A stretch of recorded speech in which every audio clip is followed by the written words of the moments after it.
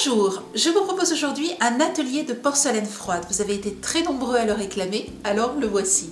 Dans un premier temps, je vais vous montrer un petit peu ce que nous avons déjà proposé, que vous allez retrouver dans les tutoriels et dans les vidéos. Vous aurez le lien juste sous la vidéo. Et puis dans un deuxième temps, on se lance. Nous allons aujourd'hui réaliser des souris cachées dans des chaussures en porcelaine froide, elles aussi.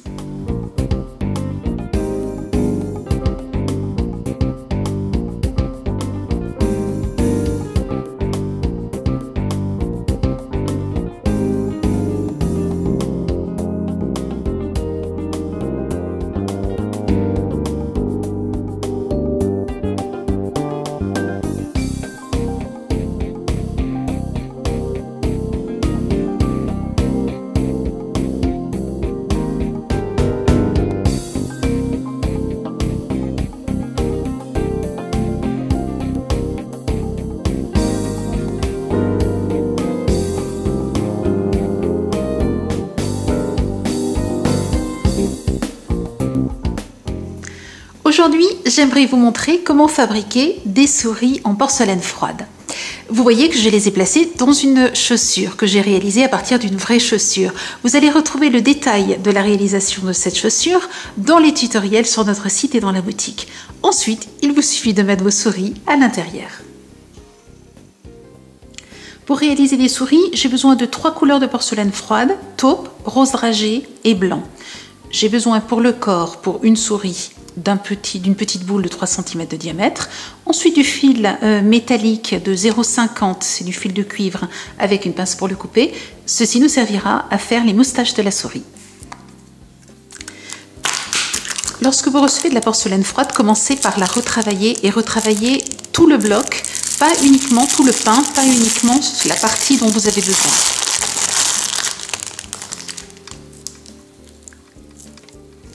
Prenez le temps de bien faire cette étape, vous aurez ainsi une pâte qui sera facile à modeler et qui se conservera ensuite bien en la remettant dans le film plastique puis dans la petite boîte. Une fois que cela est fait, prenez un bout de pâte, la quantité dont vous avez besoin, alors je vais en prendre un tout petit peu plus, et ensuite vous repliez tout le reste dans le film plastique en chassant bien l'air et ensuite dans la boîte. Je retravaille ma pâte et je vais maintenant la placer autour de la boule. Vous voyez, alors il faudrait que je vous fasse une boule pour que vous ayez approximativement la taille de pâte, la quantité de pâte par rapport à la taille de la boule. Donc voilà à peu près ce dont vous allez avoir besoin. Vous allez placer la boule à l'intérieur de la pâte et vous allez progressivement remonter la pâte sur les côtés.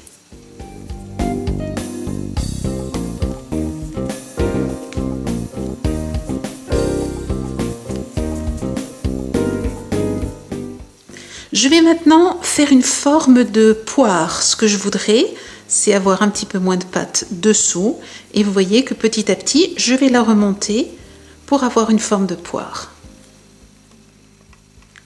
Pourquoi utiliser une boule? Tout simplement pour utiliser moins de pâte et avoir une moins grosse épaisseur, c'est-à-dire qu'elle va sécher plus rapidement.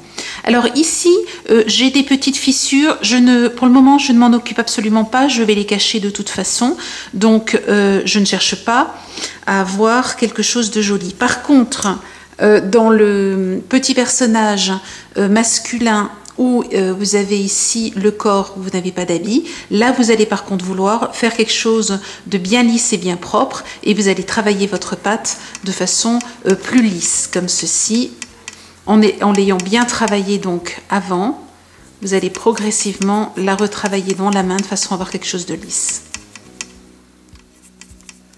J'ai repris un petit bout de pâte, nous allons maintenant faire les pattes de la souris de façon à pouvoir la stabiliser. Alors c'est vrai que nous n'allons pas les voir puisqu'elles seront cachées dans la chaussure, mais ça vous permettra de voir un petit peu comment procéder si vous voulez une souris et que vous ne voulez pas de chaussures. Je vais donc diviser cette boule en deux de façon à avoir 2 pattes et je vais faire une boule bien lisse. Une fois que j'ai mis 2 boules et qu'elles sont bien lisses, je vais faire 2 boudins. Je vais ensuite serrer, aplatir un petit peu ici de chaque côté. de façon à pouvoir venir ici placer les deux cuisses en fait. Et je vais coller. J'ai refait deux petites boules que je vais maintenant travailler très légèrement en pointe et que je vais venir coller comme ceci. Vous pouvez tout à fait les faire d'une autre couleur et réaliser ainsi des chaussures. Je prends maintenant de la pâte blanche et je la retravaille.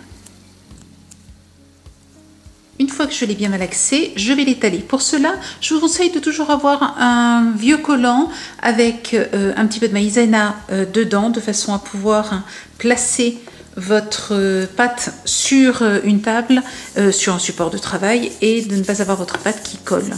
L'avantage vous permet donc de pouvoir ensuite étaler la pâte de façon très très fine. J'étale ma pâte. Je place un petit peu de maïzena des deux côtés et je vais maintenant utiliser un vieux napperon de façon à venir marquer ma pâte dans le napperon.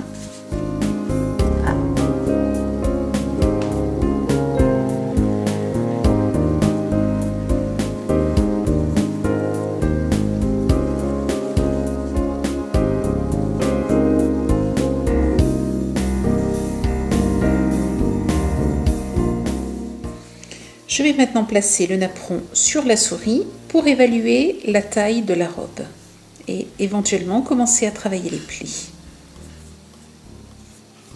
Alors ceci me convient bien. Au niveau de la longueur, j'ai juste les pieds, vous voyez, qui dépassent. Je vais maintenant travailler un petit peu mieux les plis.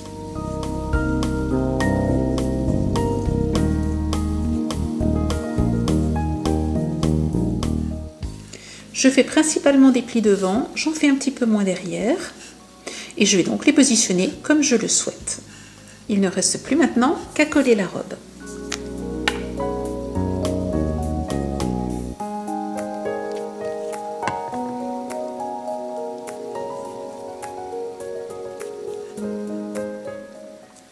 Je reprends de la pâte taupe et je vais de nouveau la travailler puis en faire une boule bien lisse.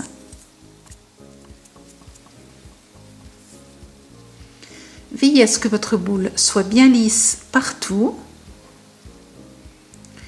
Puis, progressivement, vous allez la travailler en cône.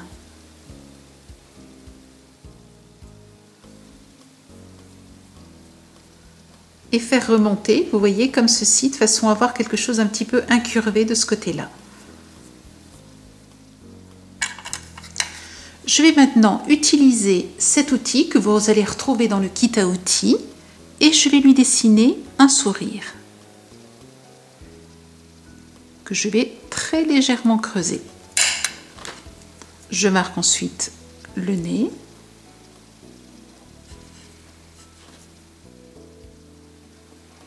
Cette fois-ci, c'est cet outil que j'utilise pour agrandir un petit peu la bouche et l'ouvrir.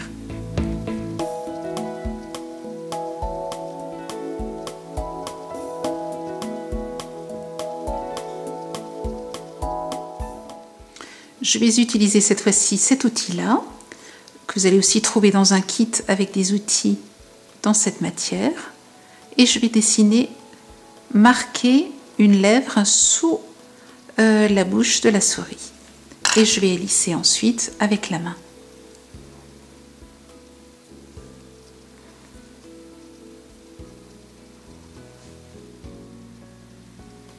Je vais maintenant rajouter, alors ce que je vais faire, c'est que je vais déjà piquer la tête de la souris dans un petit cure-dent, ce qui va me simplifier les choses. Et je pique ensuite le cure-dent dans une boule de dans une plaque de polystyrène ou dans un carton. J'ai mis une petite goutte de colle sur un bout de papier. Je vais rajouter ici un tout petit point de colle sur le bout du nez. J'ai ensuite fait une boule avec de la pâte rose, une toute petite boule, et je vais rajouter le bout du nez de ma souris.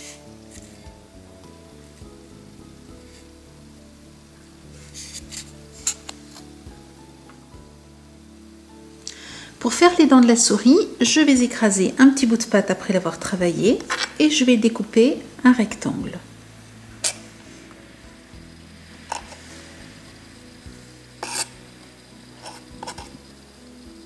Je vais ensuite prendre l'autre côté du cutter et venir simplement pincer sans aller jusqu'au bout, de façon à faire une marque.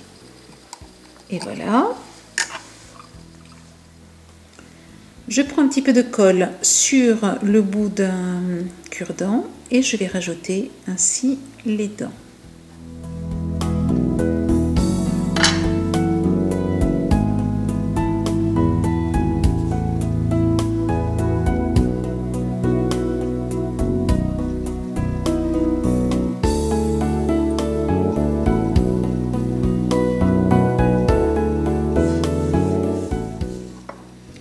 Vous voyez que j'ai coupé ici le bout du cure-dent.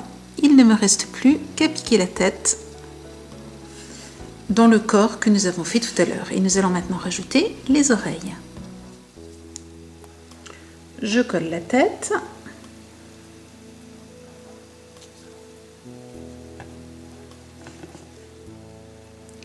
Je travaille deux petits bouts de pâte, deux petites boules que je vais écraser. Et je vais ensuite marquer comme ceci, avec, vous voyez, cet outil. Je fais la même chose de l'autre côté. J'écrase et je marque. Je vais très légèrement les pincer et je vais ensuite les coller. Avant de les coller, je découpe juste le bout de façon à avoir un bout plat. Ce sera beaucoup plus facile à coller sur la tête. Et ensuite, je reprends mon petit cure-dent sur lequel j'ai mis de la colle et je rajoute de la colle de façon à pouvoir coller facilement ses oreilles sur la tête de la souris. Dans un bout de fil de cuivre, je découpe 6 ou 8, comme vous le souhaitez, petits éléments d'environ 1,5 cm, 2 cm. Et j'obtiens ainsi les petites moustaches que nous allons pouvoir maintenant rajouter. Je les pique, vous voyez, simultanément, de façon à ne pas déformer la tête de la souris.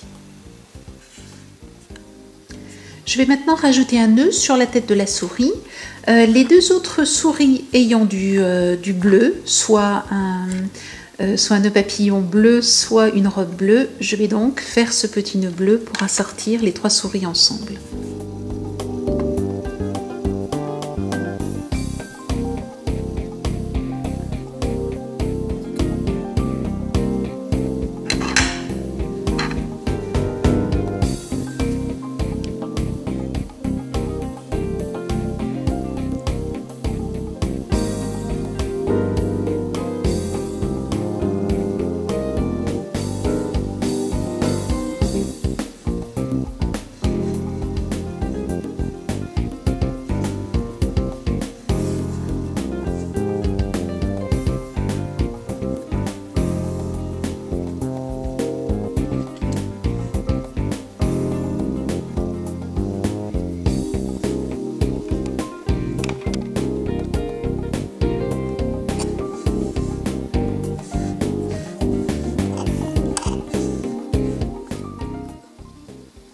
Il ne reste plus qu'à coller maintenant les bras de la souris.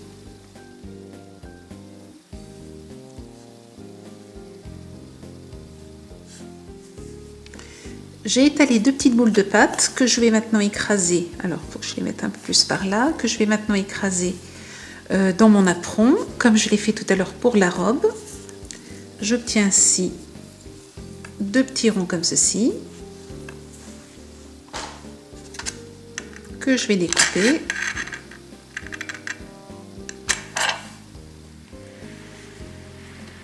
Et venir positionner ici comme s'il s'agissait de petites manches.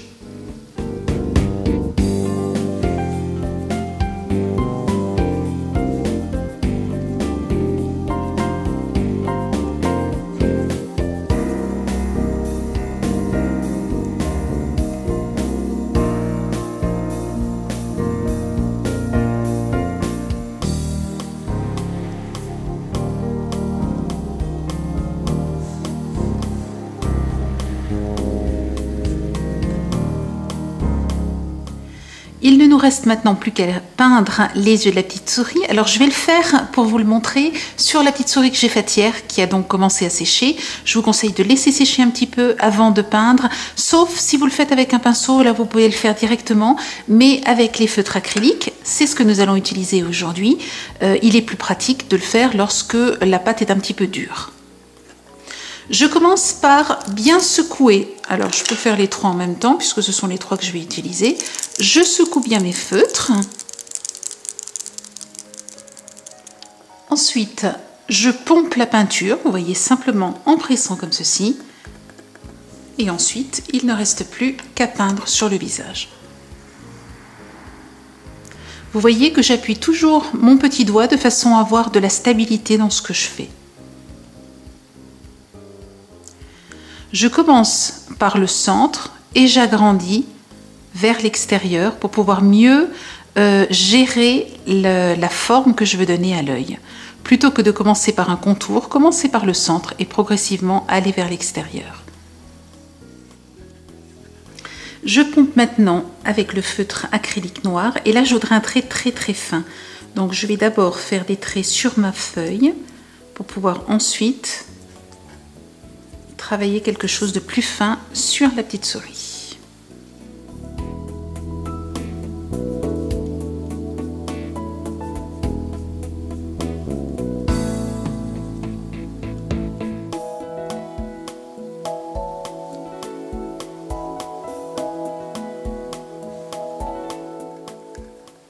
Je pompe cette fois-ci la peinture bleue et je vais rajouter le bleu.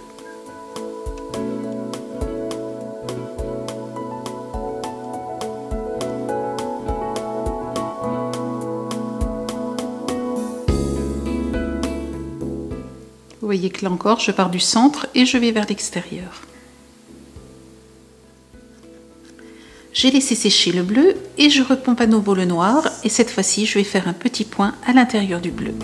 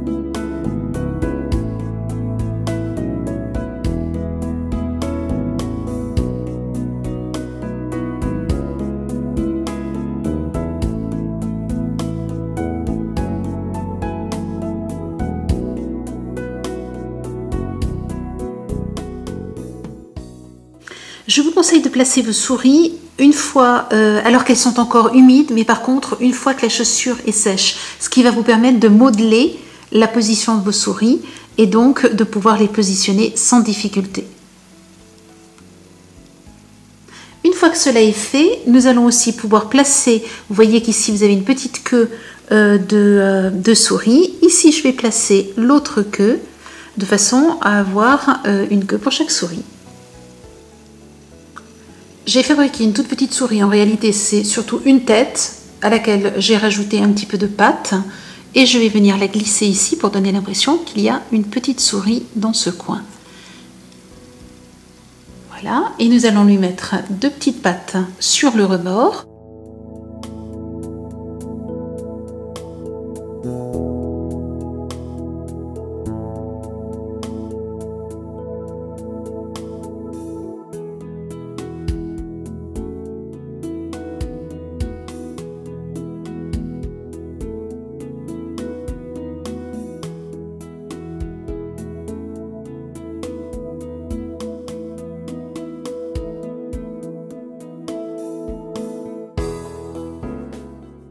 Maintenant, à vous de jouer. Comme toujours, vous retrouvez dans notre boutique tous les produits que j'ai utilisés dans cet atelier et dans tous les tutoriels associés à la porcelaine froide. Je vous souhaite une très belle semaine créative et je vous dis à la semaine prochaine. Au revoir.